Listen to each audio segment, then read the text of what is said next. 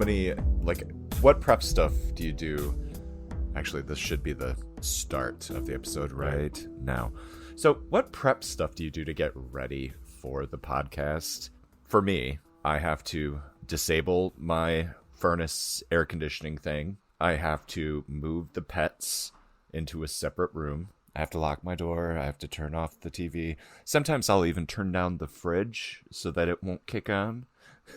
I don't have Is this just apartment living? Yeah, it may be. I don't have to do too much. I do have my ceiling fan on, which I normally don't in my office here at home, but it gets pretty hot in the summer. Like, the air conditioning isn't really that great coming into this area of the room. So I am leaving it on just because it will get insanely hot. But other than that, I make sure I have coffee and I make sure I use the restroom before we start just so I don't have to stop. But it's okay if we do. It's fine. Whatever. Yeah. I just edit these things out. Or just call P-break. Just fans have gotten used to me just... Oh, P-break. Just call P-break. Yeah, fans have gotten used to my frequent. What do you think? I go to the bathroom 3 times an episode? You just edit those all out? That's not true. I don't do that. You think I edit all them out.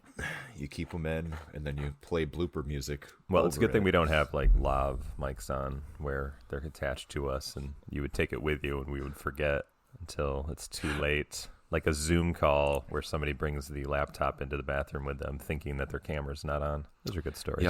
Yep. It feels like at least once a year there's a city council meeting that's recorded where somebody walks away with their mic still on and just lets it rip, and you just get to watch everybody slowly crack up. Well, anyway, hey everyone, to this very relaxed episode of Aaron and Justin Talk Sequels. I'm Justin. I'm Aaron. And we didn't watch a movie this week. I did watch a movie, but it wasn't what we planned on watching. I actually watched a bunch of movies this week. I figured you would. I'm doing a thing, but I'm gonna fail miserably. My New Year's resolution was to watch and not really review, but just kind of comment on 365 movies. How is that possible? You just have to watch a movie every day. But you know that's I'm not going to make it. You know that's not possible, so then you would have to watch multiple movies in one day. And is that less possible, or is that doable? I'll tell you where I'm at. Okay. And then we'll judge it from there. I am at either 89 or 86 movies for the year. Mm-hmm. And it's definitely been more 86. than that many days. There's definitely been more than that many days. So you may not hit it. You could have said like 300, because then you got a 65-day window where you could blow 65 days here and there spread out through the year.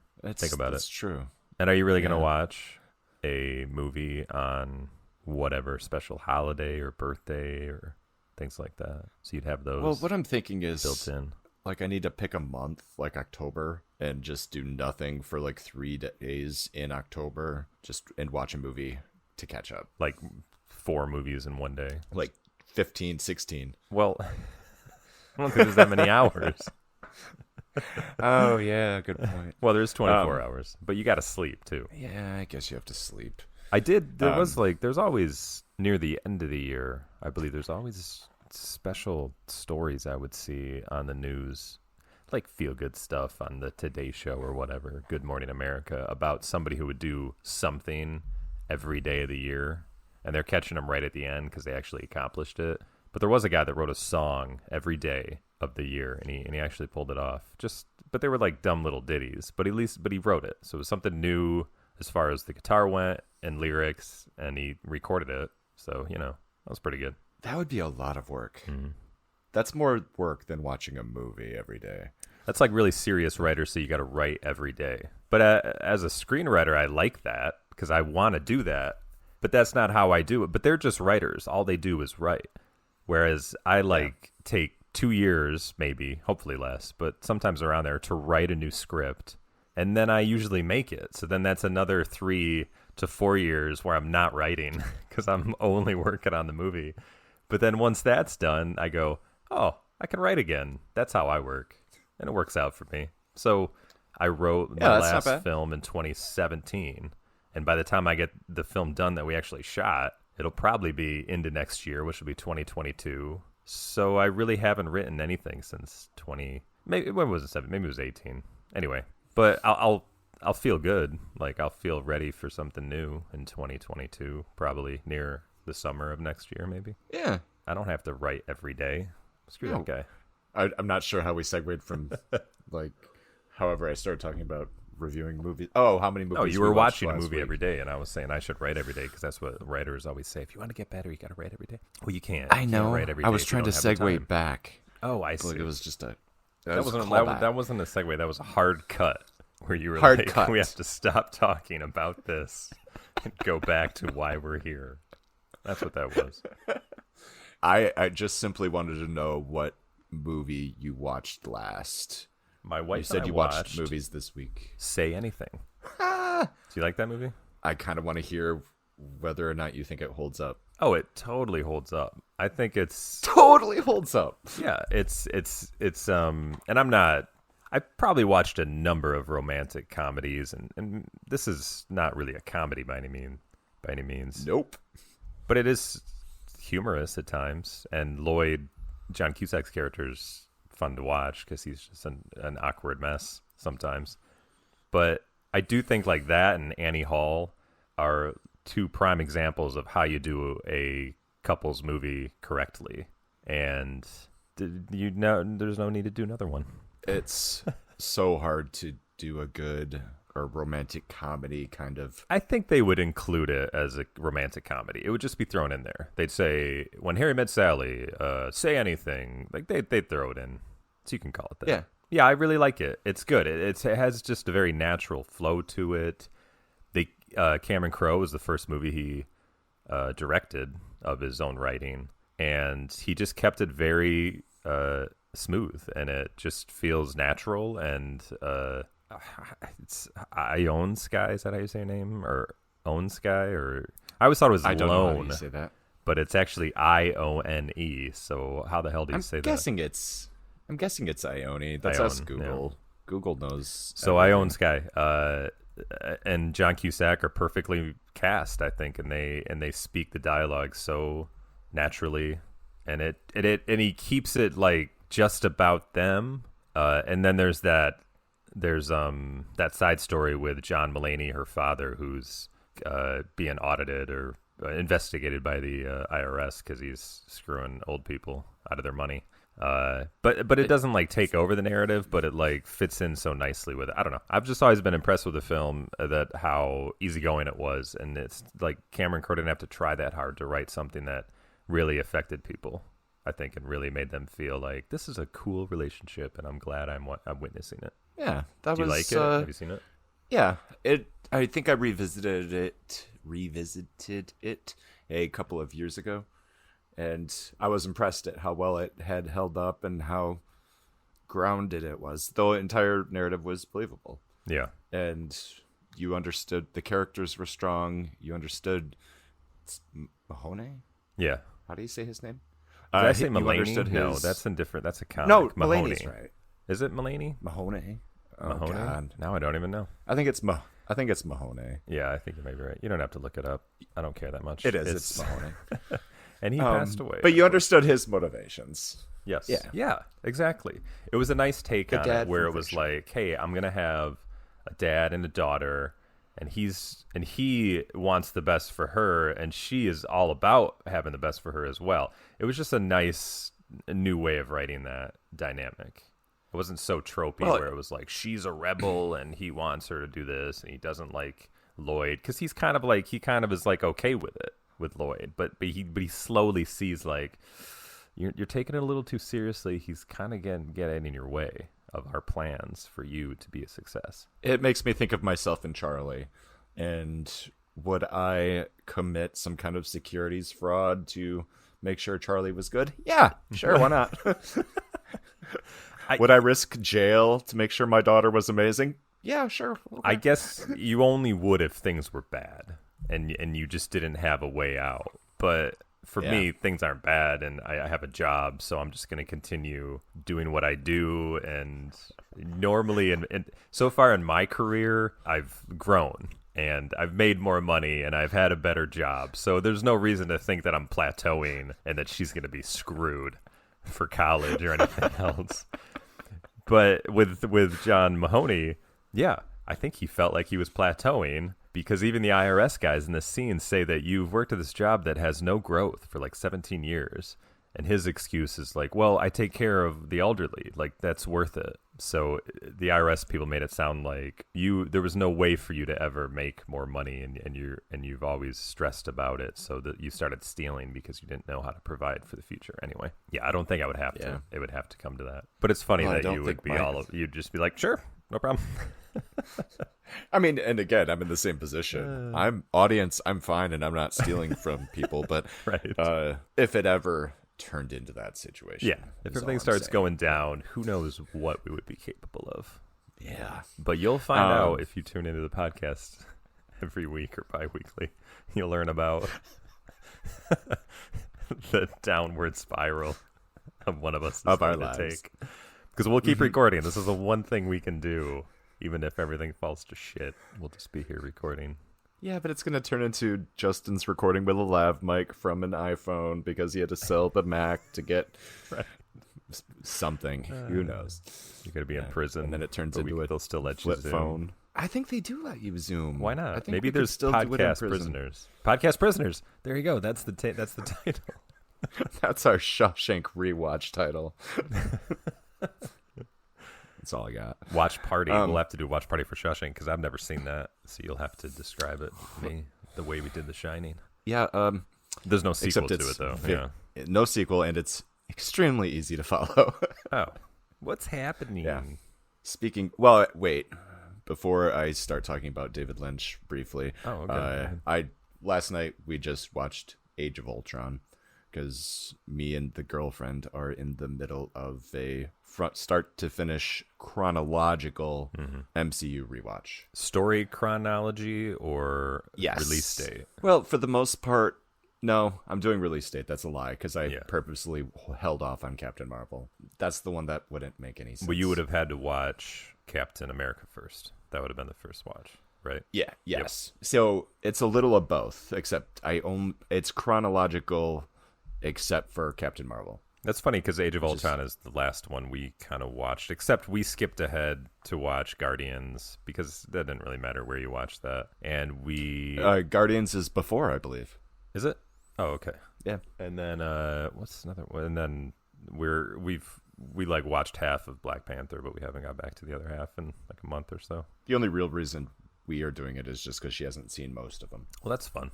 And so, yeah, I'm doing the thing where you're forcing your significant other to do something that they don't necessarily like. She doesn't even want to do it. Never mind. That's not fun. No, she wants to do it. She's down. Thor and Robert Downey Jr. are her favorites. Okay. And I'm still just a steadfast Captain America guy. What did you have to say about Age of Ultron? It's good. It's not bad. People dissed that movie, and it's good. I don't know why they dissed it. Yeah, it's not like it was incompetently made or boring. It just was definitely had a lot of stuff to do, and that it had too much to do. People, but it's still not. And that's boring to watch. That's what got my girlfriend last night. It's like, what, 2 hours and 40 minutes? It's long. But before that, more importantly, the last new movie I saw was in a movie theater. Oh. Have you been back to the theater yet, sir? We did go see a kids movie. What did we see? Knowing that there would be like nobody there, because it was Tom and Jerry, the new Tom and Jerry film. We went and saw that maybe a month or two ago. Yeah, it's fine for kids.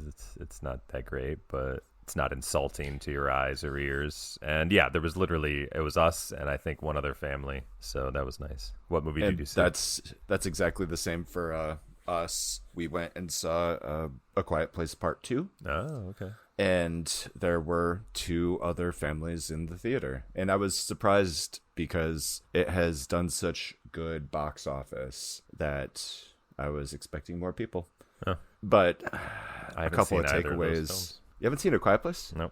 Oh. John Krasinski, as it turns out, is an excellent storyteller in the visual medium. My favorite story about A Quiet Place, I've said a few times now, is that I hate to admit it. No, I'm not going to admit it. I don't do it anymore. I'm going to pretend I never did it. I saw the first movie through unscrupulous means on the internet. Okay. And the copy we had, the characters in the movie have to be quiet, and so they speak with sign language. And the copy that I got didn't have the subtitles. And we watched that movie, I think, 3 times before I bought it. And we didn't realize there were subtitles until I bought it. And you don't need them. That's awesome. You understood the movie perfectly without the words. That is another thing they say, is that if you can turn the sound off on a movie and still know what's going on, then it's usually told well. Krasinski's a really good director. Part 2 is the same way. Like he uses a lot of just classic techniques to tell the story, and it's delightful. But being in a movie theater again, god damn, it is loud. Yeah. I forgot how loud movies were. You went and saw A Quiet Place, and it was so loud. There were so many jump scares. Yeah. Like, not so many. They were very well paced because you never knew they were coming. And so it would get loud and you would jump, and it was great. It was a great experience, but movies need to exist. And I put this on Twitter, but Jesus Christ, it's expensive to go to the movie theater. Yeah, it was basically $70 for 4 of us, and we didn't each get our own popcorns. It's become a vacation thing. Once you have a family, it's a vacation thing. You don't do it all the time. It's a special thing. But when we were younger, you just went all the time. That's what you did. You went to the movies, and you could afford it because it was cheap. Just going by yourself or one literally person. What we did, Aaron. Yeah, I know. Like, we went and saw a movie every weekend. Yeah. And back in that time, we would just go to the theater not knowing what was playing and pick something that was close to when we showed up. Yeah. That kind of stuff doesn't happen anymore. No, and that's okay. I mean, I don't need that to be that way anymore because there's just other things that go on. But I also feel there was a heavy dose of we had literally nothing else to do in where we grew up in the area. It's like, true. what were you going to do? Nothing. You just you know what you do? You get in trouble and you do drugs and you smoke and you just do things that they don't like, that your parents don't like you to do. So luckily we had movies to keep us a little straighter than most, I would say. Yeah. I mean, I think the 2 of us especially ended up in jail the least amount of our friends. Have you ever been in jail? No, never been to jail. I've never been in jail either. Yeah. Have we not lived? I think I'm too old for jail now. I am too old for jail too. I agree. When you're a teenager, you think you're invincible and that there's nothing, but it's looking back, it's like, no, at no point do I want to be in jail. Yeah. And much like movies, legal trouble is just so expensive nowadays. Like if you get pulled over for maybe not even being drunk, but just having a little, I mean, that could be like thousands of dollars. Like, yeah, we're a small town, so I go through that paper every so often where they do the bookings, and it's mostly stuff like that, DUIs. And it's like $3,000 fine, 90 days in jail, 3,000. Like, it's crazy. And it wasn't like that. It wasn't like that when we were younger. It was expensive, I'm sure, like more than we had, but you could like go and then get out and you'd be pretty much fine. But maybe in the 90s it started to turn to be like a big thing. Like, oh shit, I'm going to jail. That'll be on my record. But definitely like when my dad was younger in the 70s, I mean, you could hardly ever get arrested for doing anything bad. Number one, because the cops didn't give a shit and they'd let you go anyways. Or 2, it'd be like Mayberry, like Andy Griffith's show. You just show up and they'd put you in jail for a day and then they just let you go. No form, no nothing. It's just the way it was. I miss those days, I have to say. Like, I only know them from stories, but yeah. The community I live in has a strong community policing approach where they're not as quick to write tickets. They're more apt to have a conversation, and I love it. Mm-hmm. Like, it's just a nicer place. We are obviously just kind of talking about whatever pops into our head. Well, I call these episodes Ramblings. Ramblings 1. This will be Rambling 2. Ramblings 2. And we are definitely rambling. You don't even have to listen to it. If you're listening to this right now, just turn it off. Like, just wait for our next movie. You don't have to listen to this. This is just us having some fun. No, this is the episode I watch when I've listened to all the stuff I wanted to watch, and it's like, oh, yeah, there's that one thing I could listen to. This is kind of like the last choice on your podcast list. Right. You keep moving it down when a different episode comes out. Right. We should talk about movies a little bit. I had questions. That would be good. I took time to make the questions, but I didn't exactly take time to answer them myself. So maybe you have answers, and then I'll just play off that. What was your favorite question here that I may have had, or maybe that you have a good answer to? I went through and I thought of answers for some of them, and some of them I just couldn't think of. Good. But your first question on here was, what's the worst movie ever? Aaron? I don't know. I'm not sure what it is. That's what I'm saying when I really think about it. I know, and so you have to kind of frame that. Like, you can't just do a generic worst movie of all time or worst movie ever. Right. I've never seen every movie, and I don't know what genre we should include or shouldn't, or yeah. Exactly. So I framed my answer within movies that I've seen. Mm-hmm. And, you know, even the worst movie has some great elements to it. But the one thing that will really kill a movie for me is if it doesn't follow a solid logic structure. The movie has to keep the audience's attention in their world and not knock them out with some obnoxious break in their reality. And so, based on those two rules, I have to say it's Battlefield Earth. Interesting. See, I've never seen it, but I always know that it's talked about as one of the worst movies ever. So I just don't know if it really is that bad or not. It's just full of logical poo-poo. But is there anything that's redeeming to it? It's been years since I watched it. Oh, okay. I read up on it, on the plot, when I was thinking about this answer. And it's just nonsense. Yeah. John Travolta is actually really good at jumping into movies that are just nonsense. He was actually who I'm thinking of when I think of what's one of the worst movies ever, because he does stand out, and he's not alone. There's a lot of actors of his caliber that do a lot of garbage, but he just seems to stand out as doing like a lot of garbage. Like, he worked with Fred Durst on that one movie about being a weird fan. Do you know what I'm talking about? Fred Durst directed it from Limp Bizkit. I think I know exactly what you're talking about. But I didn't see it. I wasn't going to watch it. But that just seems bad. And he's just done He just did Gotti, yeah, which was just acclaimed as being just absolute garbage. Yeah. See, I think Gotti may fit into that. There's a certain subset of movies which, and again, I didn't see Gotti. And I didn't see what's that book called? I have it here. It's one of your favorite books. The long one. From Ayn Rand. Oh, Atlas Shrugged. Atlas God, Shrugged. Don't let people know that I love Ayn Rand. Damn it. That's fine. People are really critical of people that like They her. are, that's for sure. Well, they blame Wall Street and where we are today and our problem, and then everybody who went and worked for Wall Street is because they read Ayn Rand and thought they were better than everybody else, and this is why we have the economic problems we have nowadays. But I don't really know if that's true, and I don't really need to get into it. My point is, Atlas Shrugged, they made those 2 movies. Maybe there's 3 movies. Do you know what I'm talking about? How they actually made movies of the books? But they seem to suffer because the production just isn't there. The production value just isn't there.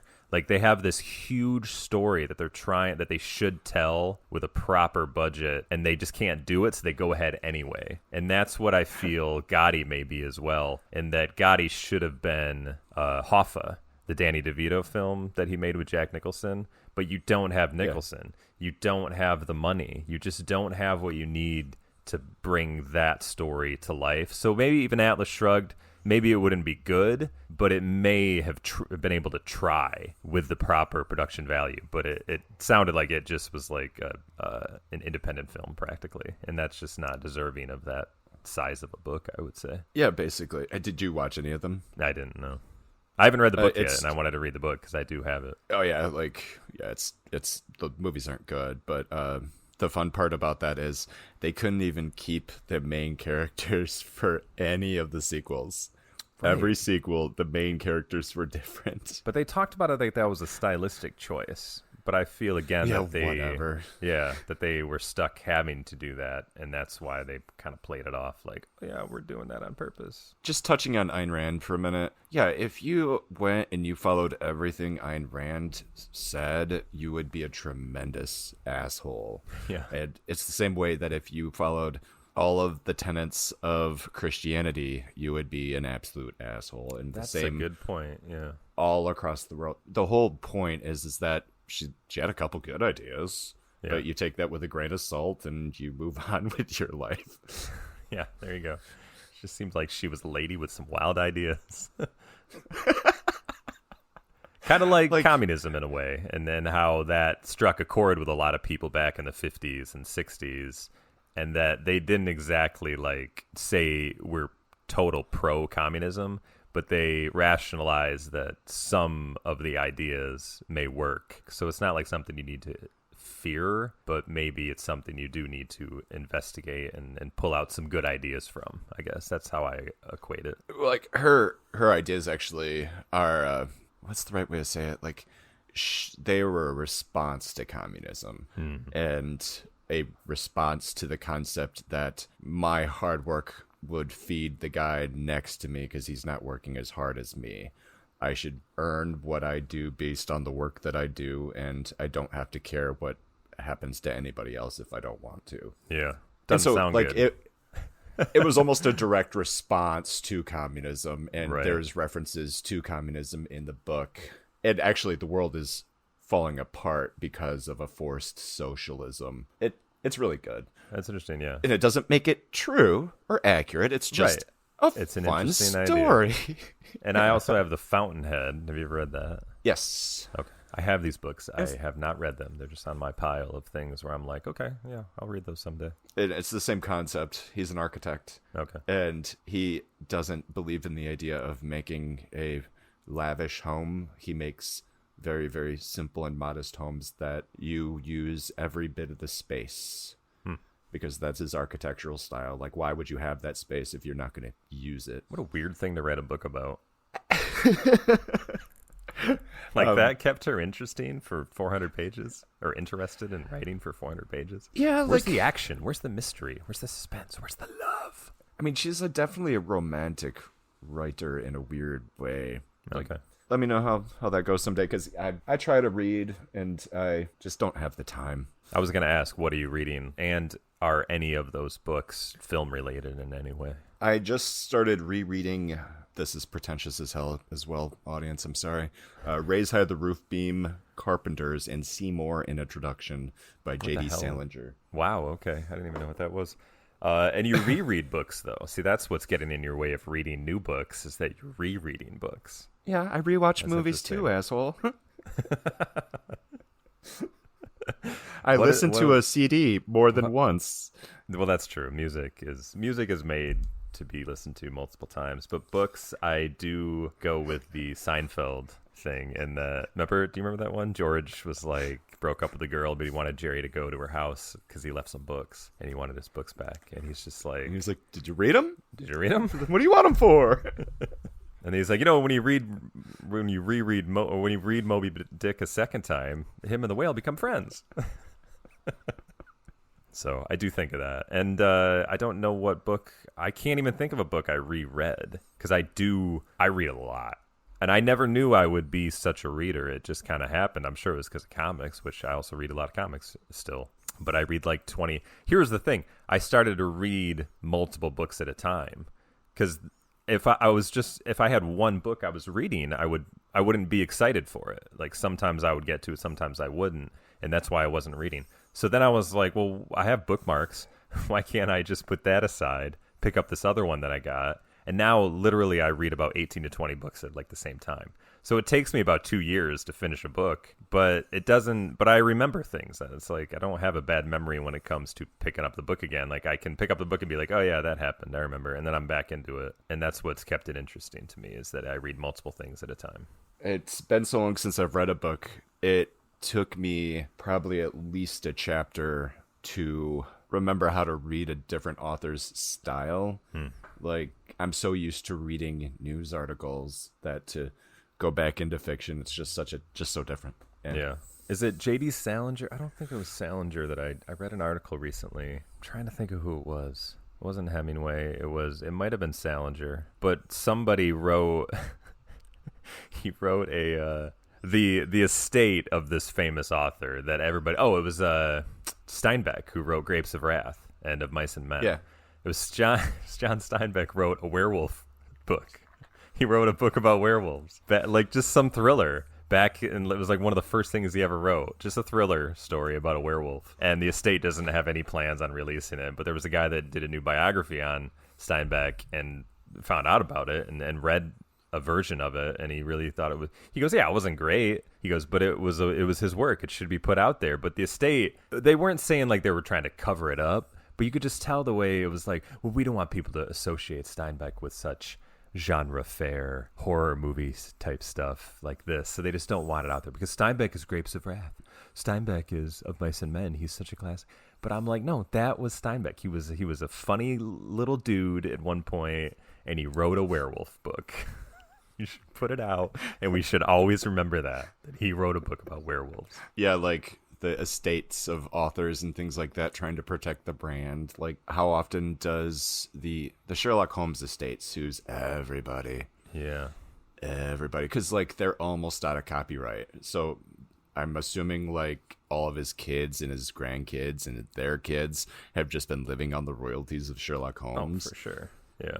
And now that money train is running out, they're suing everybody. They sued Netflix for their Enola Holmes movie. Yeah. And that eventually got, I hope they didn't settle, but settled or dropped. So are people just making Sherlock Holmes stuff because they assume it's in the public domain, or it is? Sherlock Holmes is 100% in the public domain. Yeah. The only thing the estate still has any control of is the temperament of the later Sherlock Holmes.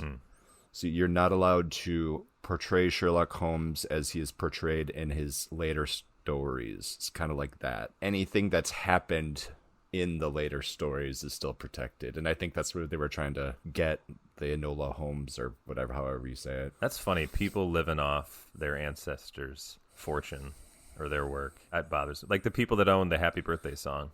Yeah. You know that? Yeah. They owned it for years, and it was illegal to use it in any way in popular media or whatever. And they would sue, and it finally was just a court case. The judge was like, "You're ridiculous." And that was it. They put the end to it, so nobody gets any money off that song anymore because it's stupid. Oh, I didn't know that. Yeah. So I thought it was still protected. You can use it in movie and TV nowadays. The same with Zombie, and I'm sure we've talked about this before, but George Romero not doing copyright properly on Dawn of the Dead. For his Night of the Living Dead. Night of the Living Dead. Yep. Forever allowing anybody to use zombies or his movie in any way they want forever. Yep. So anyway, I'm reading a book about Chaplin, so that's fun. What are the other movie books I'm reading? That might be the only movie book aside from this was going to segue back. You were going to talk about something, and it was relating to a book David Lynch, that was it. And I'm reading David Lynch's autobiography. I only was bringing up David Lynch because you brought up Terrence Malick. Yeah. And I was working on this bit where Terrence Malick was the pseudonym for Steven Spielberg whenever he felt like being artsy, or just any other that would make a lot popular... more sense to me. That's pretty funny. Do you get him? Do you like him? I have never seen a single one of his movies. You've never seen a Terrence Malick film? No, okay.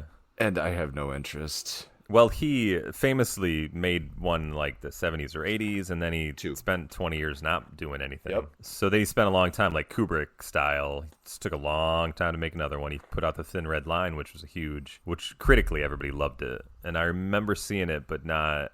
I definitely felt it got overshadowed because of Saving Private Ryan, which had actual like more fun action to it. Not fun. I mean, that's horrible. A lot of people dying, but it was just more engrossing, and that's why I think I enjoyed that better. And then but now he's been making a movie every couple of years, it seems like. Yeah, and so I saw that one with Brad Pitt and Sean Penn. This is the opposite of Atlas Shrugged, where he has little to no story, but he has money up the ass and anybody wants to work with him, that he'll make a movie about absolutely nothing, and he'll make it with a huge production value, and everybody will think it's amazing. And I just felt like he literally didn't know what he was making, and he shouldn't be allowed to be able to put something like this in theaters. He should have made this like an exhibit in a museum, an audio-visual museum, and that's where it should be appreciated.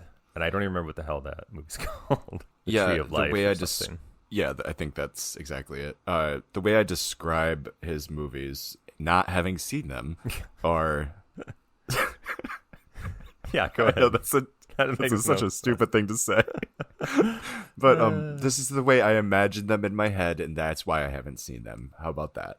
Okay, go ahead. It's so weird that this might be a regional thing. Imagine it in my head. Imagining is already in your head. It's That's like true. saying ATM machine. ATM machine.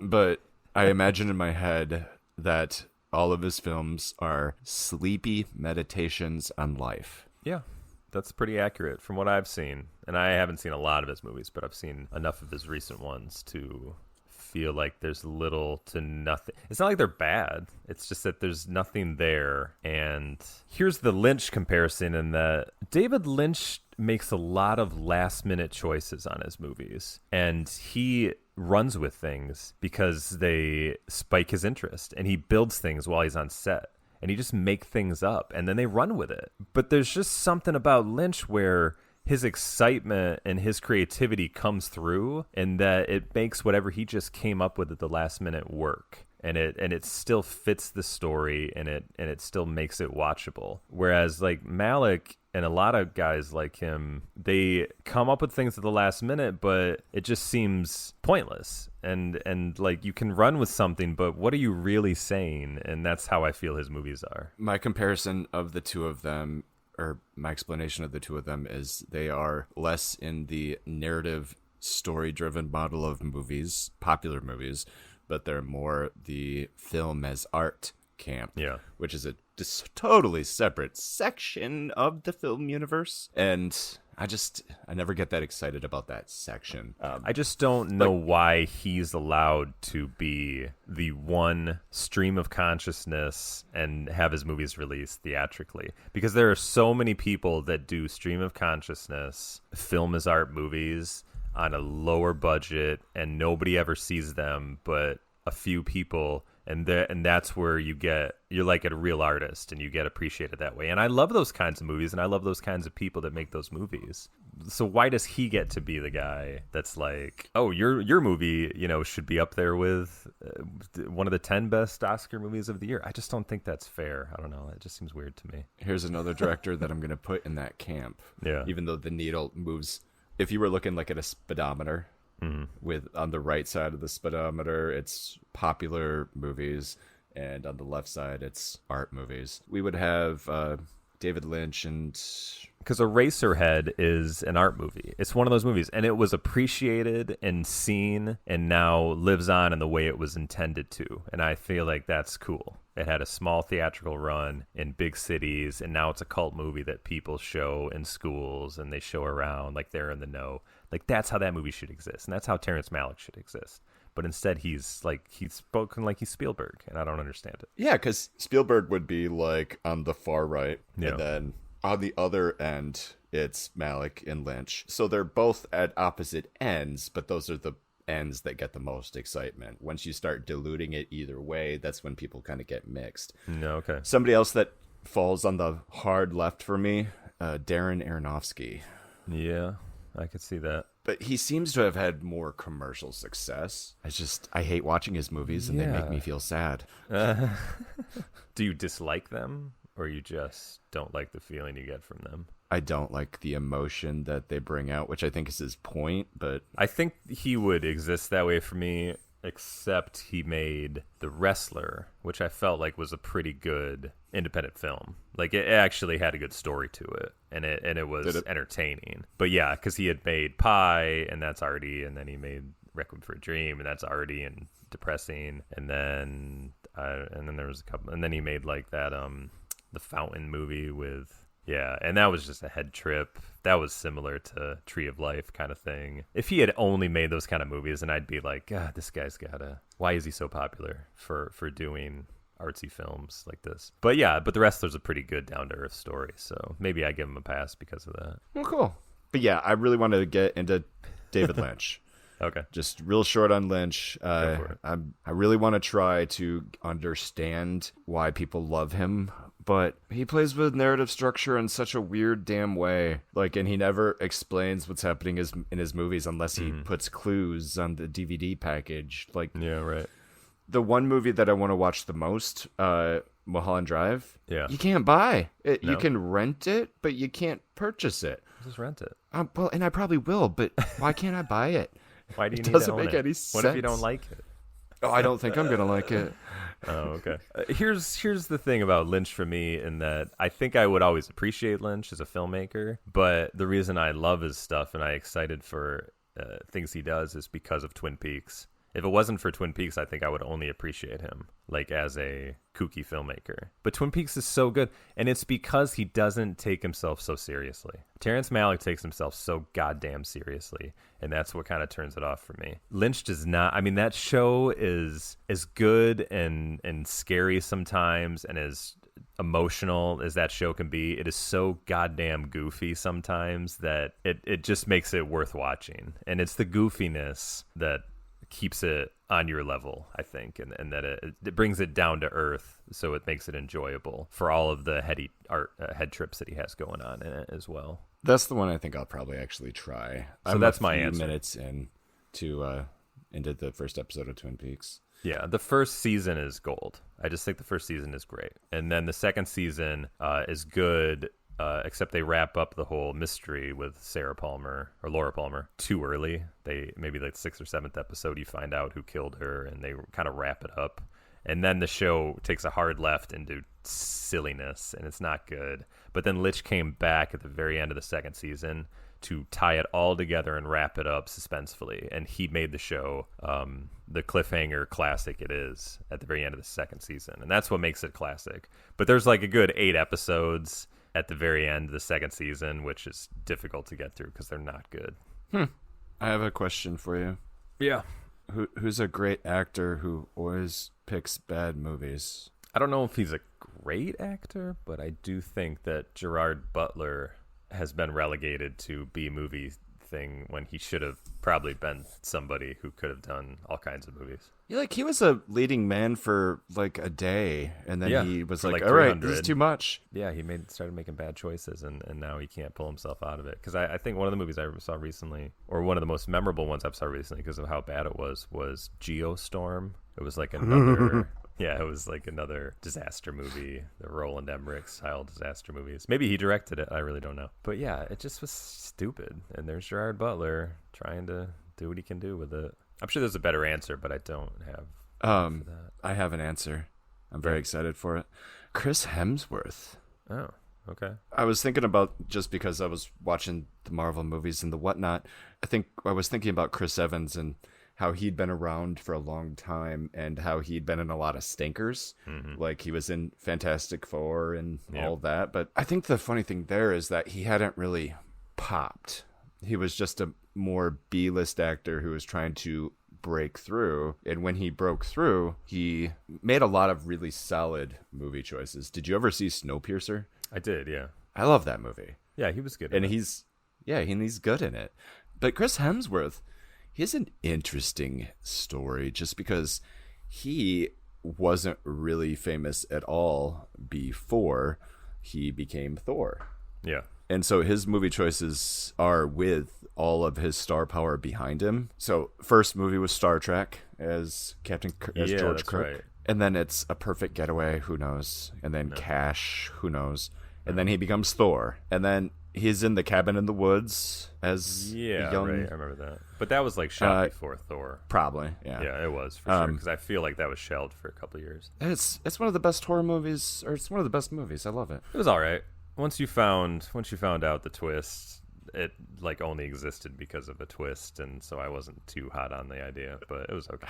Yeah, I understand. The movie would not exist without the twist. Is the movie good if the twist is all that's good about it. No, there was so many fun little bits. Well, I don't mean it that. I guess what I'm trying to say is, like, if there wasn't a twist, nobody would have bothered making the movie. Yeah, it's true. So that's why I'm like, Then he's in Snow White and the Huntsman. I saw the first one. It was very forgettable. He was in Red Dawn, the remake. Star Trek Into Darkness as a cameo. And he's in Rush. I did see Rush, and that was pretty good. It was Ron Howard's Tony Scott movie. It just felt very much like Tony Scott directed it. So it was impressive that Ron Howard, like, oh, this guy can make a modern film. It's pretty interesting. No comment on No, because you hate him because of Solo, but he just came in to help out and finish it off. All right, what could he do? Thor: Dark His hands World, were tied. Avengers: Age of Ultron. At this point, I'm calling Avengers: Age of Ultron the fame line, where he gets to pick what he wants to do moving forward. He did 3 or 4. He's there. So we have Black Hat. We have Vacation, the movie that I like a great deal. And we have In the Heart of the Sea. We have the next Huntsman movie. Mm-hmm. We have Ghostbusters. We have something called 12 Strong. Bad Times at the El Royale.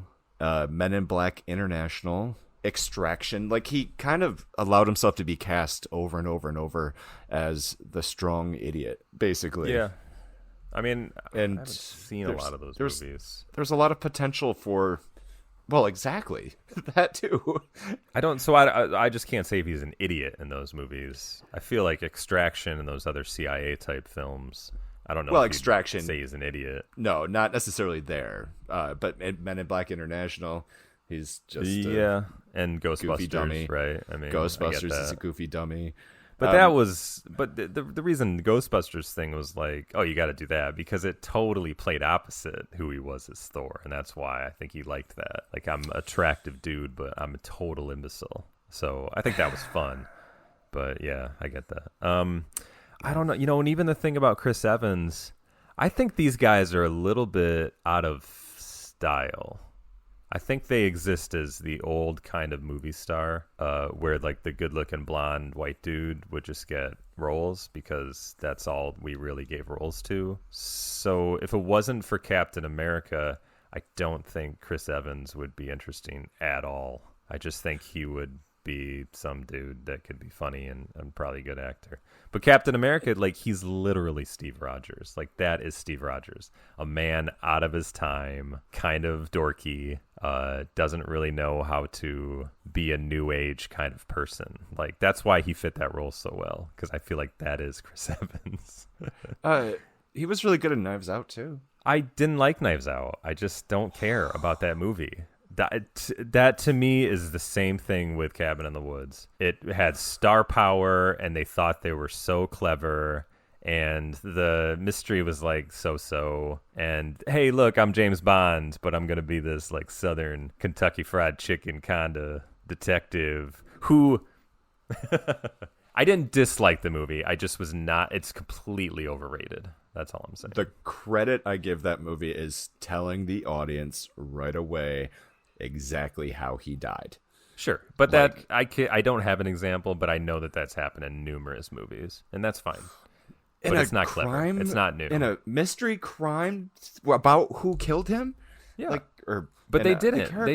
There was a good. twist at the end. There was a twist. Yeah, he was still able to make a twist when you knew how he died. Yeah, you know how he died, but you didn't know how. You thought you knew because he let you in, but then they did twist it around anyway. So you were along for the ride. It's not like they told you everything up front and then you knew it going into the ending, and then the movie still worked. And that's why it's fun, because he set up that expectation that the audience knew. But we already watched a movie like that, because you were saying the two Jakes. Like, the trailer gives away that Harvey Keitel kills the guy, and you took that. And I was like, well, that's fine. You need to know that. You need to know that he killed the guy. That's how the movie moves forward. So that's the same thing with Knives Out. It's not like it's a complete reworking of the crime fiction genre, and that he came up with this amazing idea where we're going to tell you what happens and then you're going to be along for the ride anyways. That's why I just think it's overrated. I just think it's completely overrated. And now he's forced to do a sequel. If there's one movie that does not deserve or that doesn't need a sequel, it's that movie. Why would you do a sequel of that? Move on. This is just a money grab, and the studio's on your ass about it. but you're not going to come up with something any better. I know, like, that's the worry. Like, they're really pushing the envelope on that. I feel like they're just on his ass about it. You got to do a sequel. You got to do a sequel. You got to do a sequel. Look, Daniel Craig so hates being James Bond. He just wants to be Foghorn Leghorn again. Let him do another movie, another Knives Out. So he's like, fine, Jesus. And then you can do another Star Wars film after that. Which hopefully still happens someday. So Any other good question here? You mentioned it a little earlier, about the studio system. Yeah. Of back in the old days, movie studios used to basically own actors. Yeah. A good analogy is baseball. If you're on a team, you're on that team only. And yeah, you had a the only contract. time you would only switch teams if you became a free agent. I don't know if they ever traded, though. Do you think movie studios ever traded? I absolutely do. Probably, yeah. Why not? And if we Googled that lightly, I bet you something would come up. And the system now is entirely free agents, where the actors all are self-employed and the studio hires who they want. And one of the questions you asked was, last episode we talked about the damn shame of Arsenio Hall not being a bigger actor. You wanted to know, was there anybody else that should have been bigger? Yeah, did you have any time to reflect on that? No. Do you have anybody good?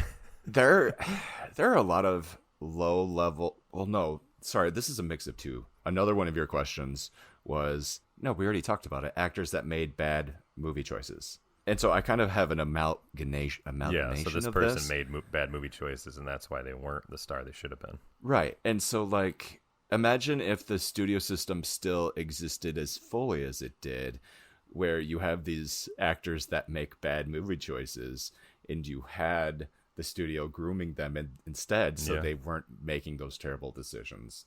What are your thoughts on David Spade? Yeah, right. He seemed to be well placed with Chris Farley, and that it worked. Yeah. But it maybe only worked in Tommy Boy, because they tried to do it again in Black Sheep, and it wasn't as successful. But I'd love Tommy Boy. I think that worked out really well. He played a good straight man.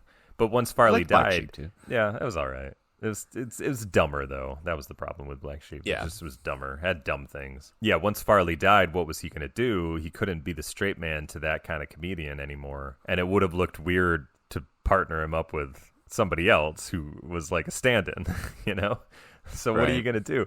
But I do think that's interesting in that, I don't know, you leave SNL and you either continue the comedian route, stand-up, or you try to be the lead of a sitcom. But he wasn't able to do that. Like, he immediately got, or I don't know, he wasn't immediate, but when he hit Just Shoot Me, he was like a side player. And I just think that always kept him from sticking out. Could he have been Adam Sandler if given the chance? See, that's the hard part, is because, I don't think he was ever, I doubt he wasn't as creative as Adam Sandler. That's why he never the thing became about as big. Sandler, nobody was, I don't think anybody pushed, like, he had success with Billy Madison and Happy Gilmore. Those are huge. But I don't think anybody was pushing him like, you have to be the lead. We're going to help you be the lead. I think he was the guy that was like, I'm taking control of my career, and I'm starting my production company, and I want to make these movies. And then they just so happen to be a success. And some of them are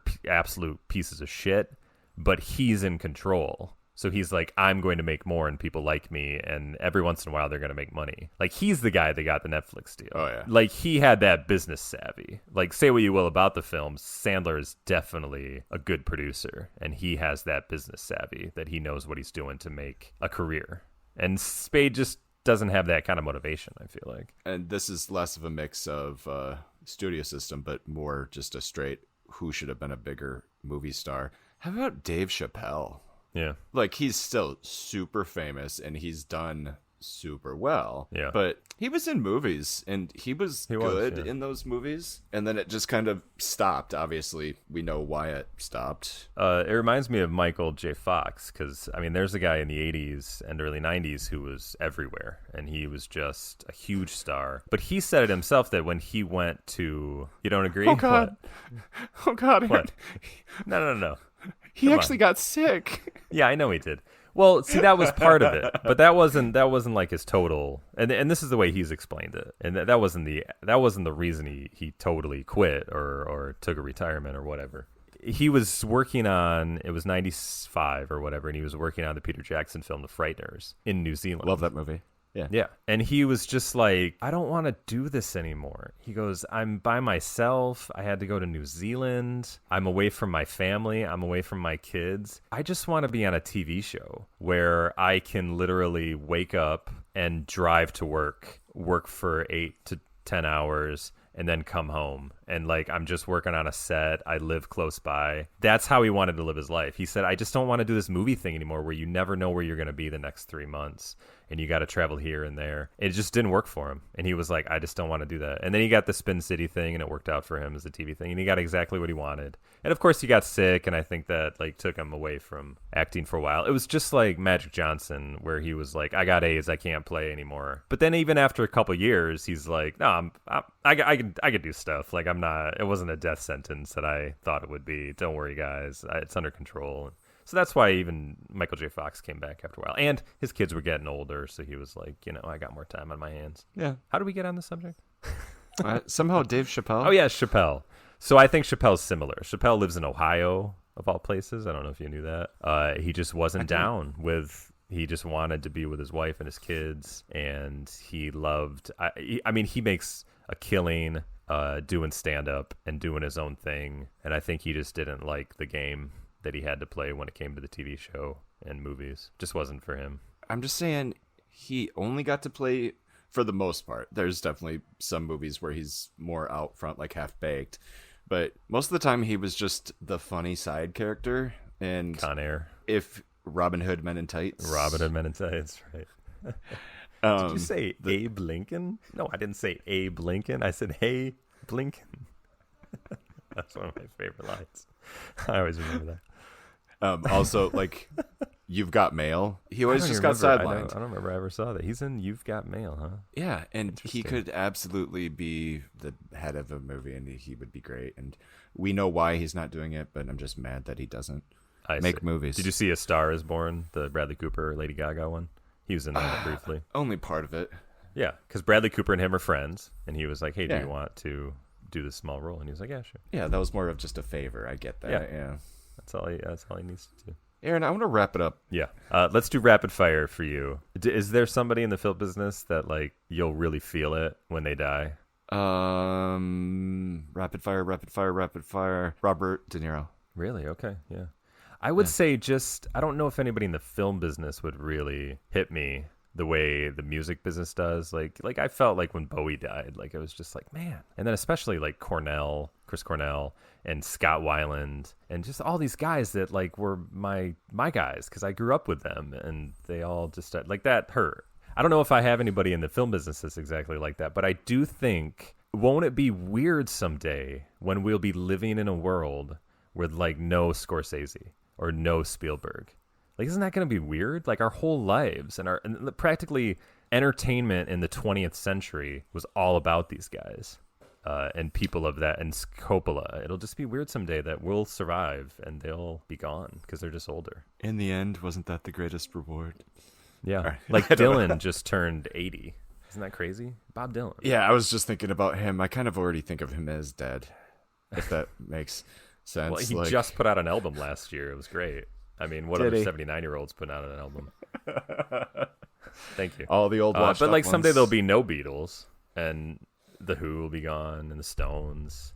That seems unlikely, but they will be someday. Yeah, the Stones will outlast us all. All of our entertainment that has made, like, we wouldn't be doing this podcast if it wasn't for the entertainment that was created by a handful of people. And I mean handful as in hundreds and hundreds of people, but a handful of people that have really crafted the 20th century and now into the 21st century, that we're still living off of what they made in the 20th century. Like, they'll all be gone.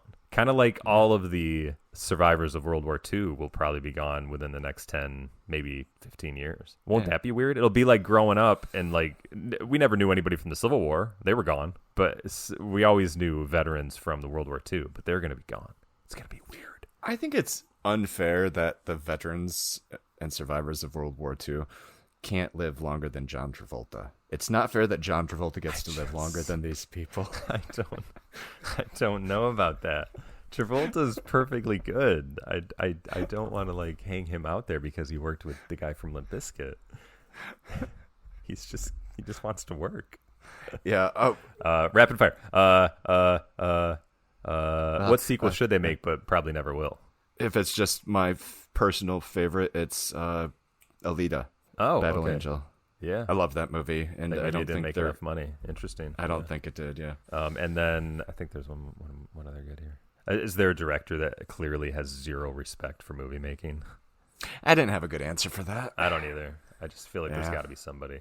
I think Michael Bay probably has respect for the process because he's really good at it, but he's just good at making stupid movies that look and sound great. Yeah, he is a good. Oh, that's actually a really good answer because he's just a good technical director that doesn't seem to understand how to tell a good story. I will say it. His brilliance in putting action and sound and people and camera shots, his brilliance in putting all that together gets in the way of him taking a step back and just telling a good story. Yeah.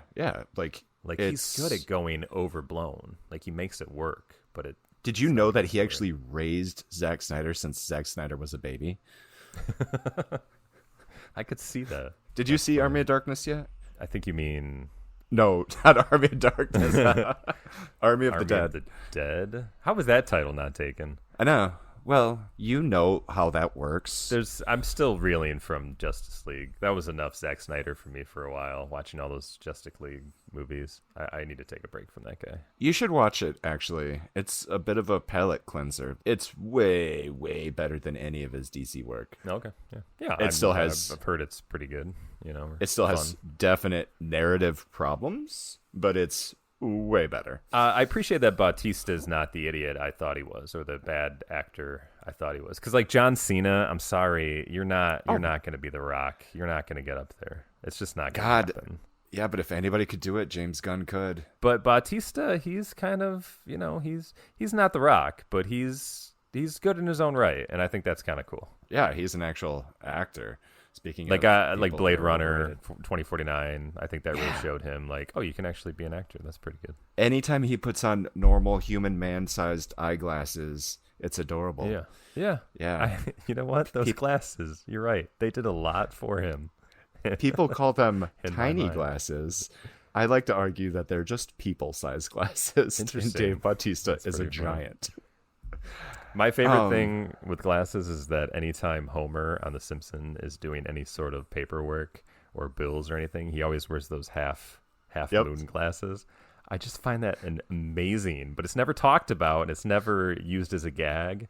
It's just visually hilarious to me. Do you know what they're doing with the Suicide Squad? No. Yeah, didn't James Gunn write and direct a new version or something? Yeah, and so it's going to be really, really good. But John Cena is in it as Peacemaker, I don't remember. a self-styling hero that kills people, basically. I mean, I'll let James Gunn take some B characters like the Guardians and make them into a movie, but now we got to like get in the dregs of like C and D level characters. Ugh, it's too much in my brain to make it worth watching. I mean, Harley Quinn's in there. Yeah, And, I know. As a reminder, because I think but the audience might not, Harley Quinn, the character, was invented on the Batman the Animated Series TV cartoon of our childhood. Yeah, by Bruce Timm and Paul Dini. They came up with her for the show. It's amazing. She was a hit. Anyway, Peacemaker is also getting a spin-off HBO Max TV show that James Gunn is also writing and directing, and they're in the middle of filming is that Peacemaker? right now. He's going to be a thing, is my guess, and John Cena is going to be a thing as him. But there's one last question before wrap we it up. cut this phone line. We talk about sequels on this podcast. Something that is neat that I hadn't really thought about until this morning was remakes. Because they make lots and lots of bad sequels, but they also make lots and lots of really good remakes. I think there are more bad sequels than bad remakes. My Freaky first thought Friday. is no, that's the opposite. And I'm separating out reboots, if that makes sense. If somebody is rebooting a franchise, like that's them just starting over with the intention of making a whole bunch of movies. Right. A remake is where they take a single movie and remake that as another single movie.